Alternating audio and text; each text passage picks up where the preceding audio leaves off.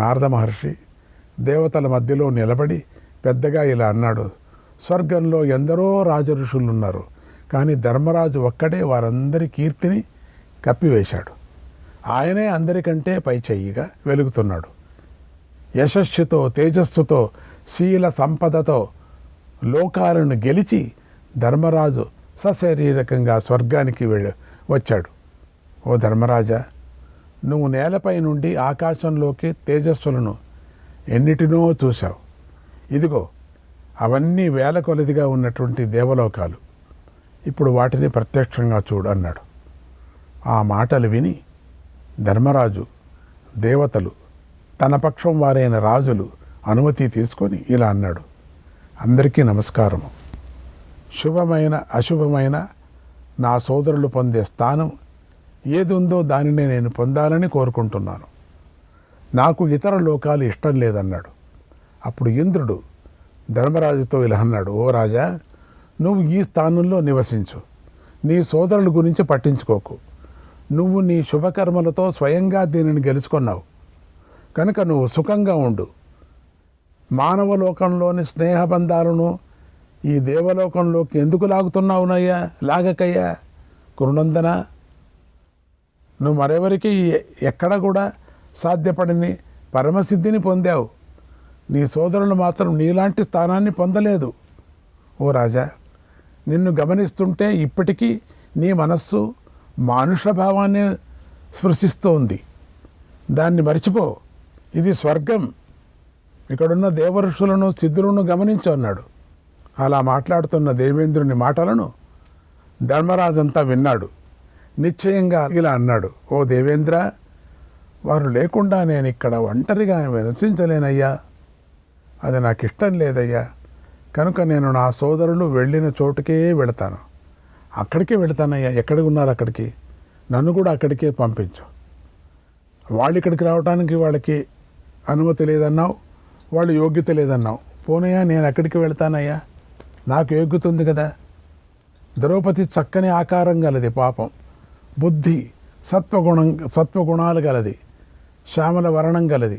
అలాంటి ద్రౌపది ఉన్న చోటుకే నేను వెళతాను. నన్ను అక్కడికే పంపించయ్యా. ఇదే నా మనస్సులోని కోరిక. దీన్ని తీర్చు. నీకు నమస్కారం అని చెప్పాడు ధర్మరాజు. అన్నాడు వైశంపాయన మహర్షి. శ్రీకృష్ణాయ పరమాత్మనే నమః. ఇంతటితో మహాప్రాస్థానిక పర్వం సమాప్తమవుతున్నది. స్వర్గారోహణ పర్వం ఇది మహాభారతంలో చివరి పర్వము అని చెప్తారు. చివరి పర్వము అని మనము అనుకుంటే మళ్ళీ ప్రారంభమే చేయాల్సి వస్తూ ఉంటుంది. అది వింటూనే ఉండాలి మనం. దాంట్లో 1వ అధ్యాయం.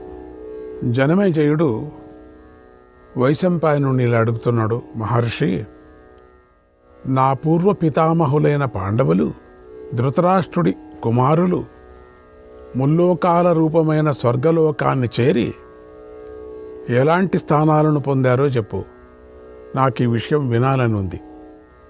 అప్పుడు వ్యాస మహర్షి అద్భుత కృత్యాలు చేస్తాడు. ఆయన అనుగ్రహంతో నువ్వు సర్వజ్ఞుడివి అయ్యావు కనుక చెప్పు అని అడిగాడు. అప్పుడు వైశంపాయన మహర్షి ఈ విధంగా చెప్పుకొని వెళుతున్నాడు, ఓ మహారాజా, నీ పూర్వ పితామహులైనటువంటి ధర్మరాజు మొదలైన వారు స్వర్గానికి చేరిన తర్వాత ఏం చేశారో చెప్తున్నాను. అక్కడి సంగతులు మనం వినాల్సిందే అని నువ్వు విను అని చెప్పారు. ధర్మరాజు స్వర్గానికి చేరిన తర్వాత ఆ స్వర్గంలో సింహాసనంపై కూర్చొని వెలిగిపోతున్న దుర్యోధనుడిని చూశాడు. అప్పుడు ఆ దుర్యోధనుడు సూర్యుడిలాగా వెలిగిపోతున్నాడు. అతడి పక్కనే తేజస్సుతో వెలిగిపోతున్న దేవతలు కూడా ఉన్నారు. పుణ్యకర్మలు చేసిన సాధ్యులు కూర్చొని ఉన్నారు. ధర్మరాజు అతడిని చూసి, అతడి యొక్క తేజస్సును చూసి ఎంతో అసహనానికి లోనయ్యాడు. ఈ ధర్మరాయికి మాత్రమే స్వర్గంలో అన్ని భావాలు కలిగేటువంటిది. మామూలుగా స్వర్గంలో వెళితే ఆ భావాలు ఎవరికి కలగవు. ఎందుకంటే ధర్మజుడు కాబట్టి, ఈయనే ధర్మజుడు కదా, ఆ భావంలో కలగటంలో మనకేం ఆశ్చర్యం అనిపించదు. కానీ దీన్ని తెలియనటువంటి వాళ్ళకి అనుకుంటారు, ఏం స్వర్గానికి వెళ్ళిన తర్వాత కూడా ఆయన మనిషిలాగా ప్రవర్తిస్తున్నాడే అని. అట్లా అనుకోకూడదు మనం. ఎందుకంటే ధర్మరాజు ఎవరనేది అనేక పర్వాల్లో మేము చెప్పుకొని వచ్చాం, మనమంతా విన్నాం కదా. రెండోది వ్యాసుడే కూడా చెప్పాడు, ఆ ధర్మజుడికి ఆ ధర్మరాయికి అంత అధికారం ఉన్నది, అన్ని భావాలు ఎక్కడికి వెళ్ళినా కూడా మళ్ళీ బయటికి వచ్చేటువంటిది, లోపలికి వెళ్ళేది ఆయనకి మాత్రమే తెలుస్తుంది. వెంటనే వెనక్కి తిరిగి అక్కడ ఉన్న వారితో ఇలా పెద్దగా అన్నాడు, నేను ఈ దుర్యోధనుడితో ఉండను, అంటే ఈ స్వర్గంలో ఇతడితో కలిసి ఈ పుణ్యలోకాలను పొందటం నాకు ఇష్టం లేదు. ఎందుకంటే ఇతడు లోభి, ఇతడికి దూరదృష్టి లేదు. మేము ఇతడి యొక్క మూలంగానే కదా బలవంతంగా మేము యుద్ధం చేశాం, లేకపోతే ఎక్కడ యుద్ధం చేస్తుంటే మేము యుద్ధం చేయలేం కదా. అసలు ఈ నుంచినే జరిగిందంతా కూడా. యుద్ధంలో మిత్రులను పోగొట్టుకున్నాం, బంధువులంతా చంపుకున్నాము, భూమినంతా నాశనం చేశాం, క్షత్రియులే లేకుండా చేసేశాం, అడవిలో ఎన్నో కష్టాలను పొందాం. ఇతడి వల్లే ధర్మచారిణి పాంచాల రాజకుమారి, మా ధర్మపత్ని అయిన ద్రౌపది నిండు సభలో గురువులందరూ చూస్తూ ఉండగా ఈడ్చుకుంటూ రాబడింది. ఇతడు ఎంత దారుణంగా మమ్మల్ని అవమానించాడు. కనుక ఈ దేవతలారా, ఓ దేవతలారా, నాకు ఇతడి ముఖం చూడాలని అనిపించడం లేదు. నేను నా సోదరులు ఉన్న చోటుకే వెళ్తాను, వారితోనే ఉంటానన్నాడు. అప్పుడు అక్కడే ఉన్నటువంటి నారద మహర్షి ఆ మాటలు విని నవ్వుతూ ఇలా అన్నాడు, ఓ ధర్మరాజా, నువ్వు అలా అనకూడదు. ఎందుకంటే స్వర్గంలో శత్రుత్వం ఉండదు, నశించిపోతుంది, నీకు తెలుసు కదా. నువ్వు ఇక దుర్యోధనుని గురించి ఏమీ మాట్లాడకూడదు ఇక్కడ. నా మాట విను. దేవతలతో కలిసి ఎప్పటి నుంచో ఇక్కడ ఉన్నటువంటి రాజులు కూడా ఈ దుర్యోధనుడిని గౌరవిస్తున్నారు, కూడా ఆదరిస్తున్నారు. ఇతడు యుద్ధంలో శరీర త్యాగం చేసి వీరులు పొందే ఉత్తమ గతిని పొందాడు. యుద్ధంలో త్యాగం చేస్తే స్వర్గప్రాప్తి అనేది నీకంతా తెలుసు కదా. అందుకనేది స్వర్గంలో భాగాలేమి ఉండవు కదా, ఈ రెండో రూము, మొదటి రూము, నాలుగో రూము అని. స్వర్గం అంతే, అంతా ఒకటే కలిసి ఉండటం. యుద్ధంలో దేవతలతో సమానమైన మీ అందరినీ ఎదిరించి నిలబడ్డాడు కూడా. మహాభయం కలిగే సమయంలో కూడా ఇతడు నిర్భయంగా నిలబడ్డాడు, క్షాత్ర ధర్మాన్ని పాటించాడు. అందుకే ఈ స్థానాన్ని పొందాడు, లేకపోతే పొందలేడు ఇక్కడ. నాయన, జూదం వల్ల జరిగిన అన్యాయాన్ని నువ్వు మనసులో పెట్టుకోకు. ఎందుకంటే అటువంటి భావాలు నీకు మాత్రమే కలుగుతాయి, ఇంకెవరికి కలగవు. అయినప్పటికీ నేను చెప్తున్నాను, కలగకూడదు నీకు. అలాగే ద్రౌపది పొందిన కష్టం గురించి కూడా విచారించకు. ఇవే కాకుండా మీరు పడిన ఇతర కష్టాలను కూడా ఇక్కడ తలుచుకోకూడదు. అవి రణభూమిలో పడ్డ కష్టాలు కావచ్చు, లేదా ఇతర కష్టాలు కూడా కావచ్చు. ఇక్కడ స్వర్గంలో వాటిని తలుచుకోకూడదు. ఓ రాజా, దుర్యోధనుని కలుసుకో, స్నేహంగా ఉండు. ఇది స్వర్గం, మర్చిపోవద్దు నువ్వు. ఇక్కడ పగలు ప్రతీకారాలు ఉండవు. ఇక్కడ పగ అనేది ఉండదు. ఇప్పుడు అయిపోయింది. తెలిసినప్పటికి కూడా నారదుడితో చెప్పించాడు వ్యాస భగవానుడు. అప్పుడు ధర్మరాజు తన సోదరుల గురించి అడుగుతూ ఇలా అన్నాడు, ఓ మహర్షి, ఈ దుర్యోధనుడు అధర్మాత్ముడు, పాపి, లోకంలోని మిత్రులకు ద్రోహం చేశాడు. ఇతడి వల్లనే గుర్రాలు, సైనికులు, ఏనుగులతో అన్ని భూమి అంతా సర్వనాశనం అయిపోయింది. మేము కూడా పగను తీర్చుకోవాలని కోపంతో కాలిపోయాం కూడా. ఇలాంటి దుర్యోధనుడే ఇక్కడ ఉంటే మరి నా సోదరులు ఎక్కడున్నారు? అందుకని కొంచెం కోపం వచ్చింది అనిపిస్తుంది అంతే. సోదరులు కనపడలేదు, దుర్యోధను కనపడ్డాడు భయంకరంగా. వారు వీరులు, నిజంగా మహాత్ములు, మహావ్రతులు, సత్య ప్రతిజ్ఞులు, వాళ్ళంతా కూడా సత్యవాదులు, వాళ్ళు శూరులు కూడా. వాళ్ళు ఏ లోకాలకు పొందారో చెప్పు, నేను ఇప్పుడు వారిని చూడాలని అనుకుంటున్నాను అని గోల, అప్పటి నుంచే గోల పెడుతున్నాడు ఈయన. అలాగే మహాత్ముడు, సత్యప్రతిజ్ఞుడు, కౌంతేయుడు అయినటువంటి కర్ణుణ్ణి చూడాలని అనుకుంటున్నాను. దృష్టద్యుమ్నుని, సాత్యకిని, దృష్టద్యుమ్నుని కొడుకులను కూడా చూడాలనుకుంటున్నాను. ఓ బ్రహ్మస్వరూప, నారద మహర్షి యుద్ధంలో క్షత్రియ ధర్మాన్ని పాటిస్తూ చెప్తున్నాడు. ఆయుధాల ద్వారా మరణించిన రాజులు ఎక్కడ ఉన్నారు నారద మహర్షి చెప్పండి, నేను ఇప్పుడు వారిని అందరినీ చూడాలని అనుకుంటున్నాను నారద మహర్షి. విరాటుడిని, ద్రుపదుడిని, దృష్టకేతువు మొదలైన పాంచాల రాజకుమారులను కూడా, శిఖండిని, ద్రౌపది కొడుకులను, అభిమన్యుని కూడా చూడాలని అనుకుంటున్నాను అని అడిగాడు ధర్మరాజు. అన్నాడు వైశంపాయనుడు. శ్రీకృష్ణాయ పరమాత్మనే నమః. 2వ అధ్యాయం. ధర్మరాజు దేవతల్ని ఇలా అడుగుతున్నాడు. ఓ దేవతలారా, కర్ణుడు అమిత బలశాలి, అతడిక్కడ కనిపించడం లేదే. అలాగే సోదరులు మహాత్ములైన యుధామన్యువు, ఉత్తమౌజులు కూడా కనిపించడం లేదే ఇక్కడ. రణాగ్నిలో తమ శరీరాలను ఆహుతి చేసిన మహారథులు, రణభూమిలో నా కోసం చనిపోయినటువంటి రాజులు, రాజకుమారులు కూడా కనిపించడం లేదే ఈ స్వర్గంలో. ఇప్పుడు ఆ మహారథులందరూ ఎక్కడున్నారు? ఇంకొక స్వర్గం ఎక్కడుంది? ఆ పురుష శ్రేష్ఠులు ఈ స్వర్గలోకాన్ని గెలుచుకున్నారా? పోని గెలుచుకోలేదా? ఓ దేవతలారా, ఆ మహారథులందరూ ఈ లోకాలను కనుక పొందితే నన్ను కూడా ఆ మహాత్ముల చెంతకే చేర్చండి. ఏ లోకాల్లో ఉన్నారో అక్కడికే పంపించండి నన్ను. ఇది పొందితే సరే, ఏది పొందారో అక్కడికి చేర్చండి. ఒకవేళ ఆ రాజులు ఈ అక్షయ శుభలోకాలను పొందలేకపోతే నాకు కూడా ఈ లోకాలు వద్దుయా. ఆ సోదరులు, ఆ దాయాదులు లేకుండా నేను ఇక్కడ ఉండలేను అంటే, పంచభూతాలు లేకుండా ఉండలేను అని ధర్మం చెప్తున్నది. ఇది ఈ కథ అంతా ఇండైరెక్ట్గా ఇంకోటి జరుగుతూ ఉంది.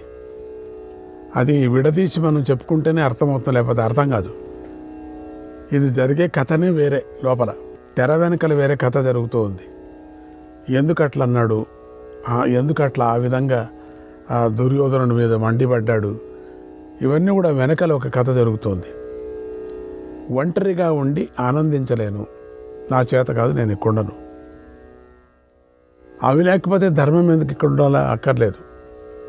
యుద్ధం పూర్తి అయిన తర్వాత నా తల్లి నా వద్దకు వచ్చింది. అప్పుడు నేను జలాంజలిని సమర్పిస్తున్నాను. ఆ సమయంలో నా తల్లి, నాయన కర్ణుడికి కూడా జలాంజలిని ఇవ్వు అని చెప్పింది. అప్పుడు ఆమె చెప్పినటువంటి మాటను విన్నప్పటి నుంచి నేను కర్ణుడి కోసమే తప్పించిపోతున్నాను. దేవతలారా, కర్ణుడి యొక్క పాదాలు అచ్చం నా తల్లి పాదాల్లాగానే ఉంటాయి. నేను చూసినప్పుడంతా అనుకుంటూ ఉంటే, నేను ఆ పాదాలను చూసి కూడా కర్ణుడిని గుర్తుపట్టలేకపోయాను. ఏం అమ్మ పాదాల్లాగా ఉన్నాయి అనుకుంటుంటే గుర్తుపట్టలేకపోయా. అందుకని అతడి గురించి ఆలోచించి అనుసరించలేకపోయాను నేను. ఈ విషయమే నన్ను అదే పనిగా బాధిస్తుంది.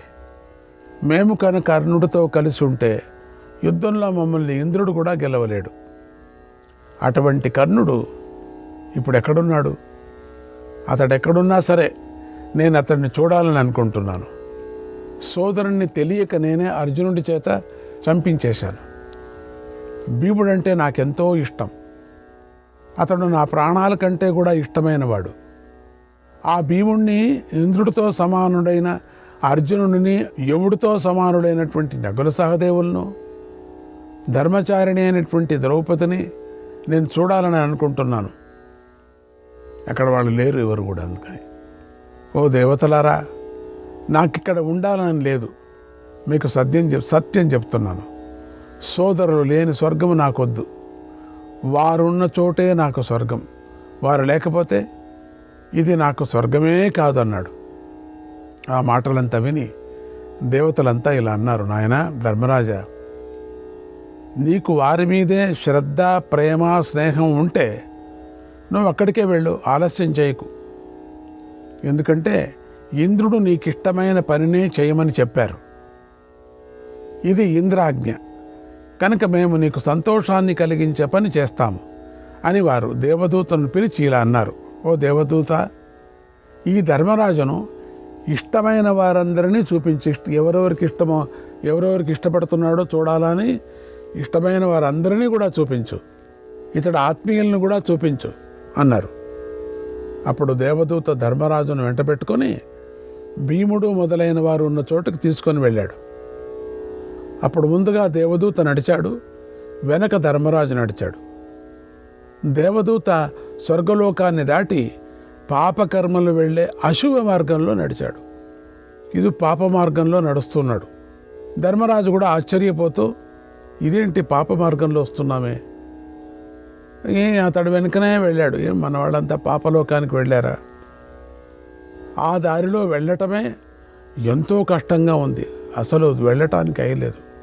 అదంతా ఎంతో చీకటిగా ఉంది.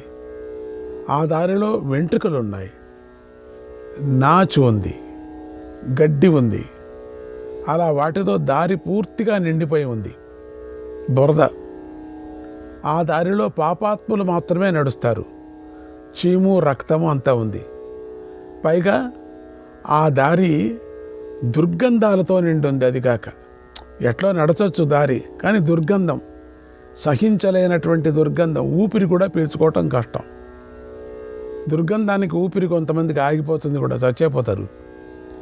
అటువంటి పాప మార్గంలో వెళుతూ ఉన్నారు.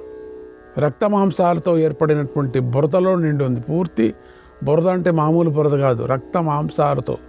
అక్కడక్కడ వెముకలు, అక్కడక్కడ కింద పడుతున్నారు, లేస్తున్నారు. అక్కడ ఈగలు, అడవి ఈగలు అక్కడ ఎగురుతున్నాయి. ఏంటిది? దోమలు ఎగురుతున్నాయి, ఎలుగుబండ్లు కూడా అక్కడ తిరుగుతున్నాయి. ఇవన్నీ ధర్మరాజు చూస్తూ ముందుకు సాగుతున్నాడు. ఆశ్చర్యం అయిపోయింది ధర్మరాజుకి.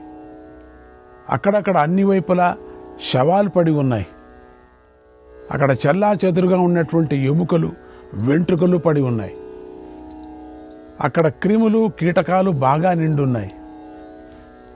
అగ్ని బాగా మండుతూ ఆ బాటను చుట్టుముట్టి ఉంది కూడా. అక్కడ ఇనుప ముక్కులు కల కాకులకి ఇనుప ముక్కలు ఉంటాయి, అట్లా గద్దలు గుండ్రంగా తిరుగుతూ ఎగురుతున్నాయి. ఆ ముక్కులంతా ఇనుప ముక్కలు, మామూలు ముక్కు కాదు. అలాగే అక్కడ గల ప్రేతాలకు సూదులు వంటి ముఖాలు ఉన్నాయి. అవి వింధ్యాపర్వతం వంటి ఆకారాలతో ఉన్నాయి. అవి వేగంగా అక్కడ తిరుగుతున్నాయి కూడా. అక్కడక్కడ పడి ఉన్నటువంటి కొన్ని కళేబరాల నుండి నెత్తురు, మేధస్సు కారుతున్నాయి. కొన్నిటికి చేతులు, తొడలు, భుజాలు తెగి ఉన్నాయి.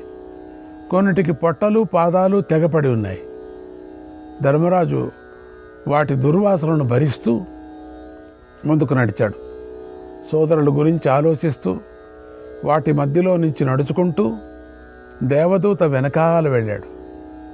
అప్పుడు ఒక నది వచ్చింది. అది దాటరానికి వీలు లేనటువంటి విధంగా ఉంది. అది ఎట్లా ఉందంటే సలసలా కాగుతూ అది కొత్త కొత్త కొత్త అంటుంది. పొగలు క్రక్కుతున్నటువంటి వేడి నీళ్లు, అసలు కాలు పెట్టడానికి వీల్లేదు. వేడి నీటితో ప్రవహిస్తుంది కూడా. అది పెద్ద నది వెళుతోంది. ధర్మరాజు ఆ నదిని చూశాడు. తర్వాత కొంచెం ముందుకు నడిచి అసిపత్రవనాన్ని చూశాడు. అక్కడ చెట్లు, ఆకులు పదునైన చురకత్తల్లాగా ఉన్నాయి. అవన్నీ కూడా అన్ని కత్తుల్లాగా ఆకులు అట్లా ఉండటం ఏమిటి? కొన్ని చోట్ల వేడివేడి ఇసుక పరుపులు ఉన్నాయి కూడా. మరికొన్ని చోట్ల కాలిపోతూ సెగలు కక్కుతున్నటువంటి ఇనుప చెట్లు విడివిడిగా ఉన్నాయి. యమదూతలు అన్ని వైపులా ఇనుప బాణాళ్లతో పొగలు వచ్చేలాగా నూనెను కూడా కాస్తున్నారు. శ్రీకృష్ణాయ పరమాత్మనే నమః.